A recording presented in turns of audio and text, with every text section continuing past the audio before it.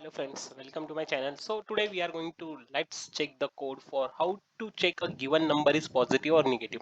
So basically what we have to check if the user will give some number and we have to check it is positive or negative. So let's get started how to get the solution of this.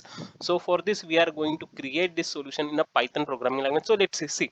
So firstly on the first line we have taken the input from the user and basically we are checking this statement in the if else block. So first one is if num is greater than 0. So we will check like if the given number by the user is greater than 0, then we will print as this number is positive.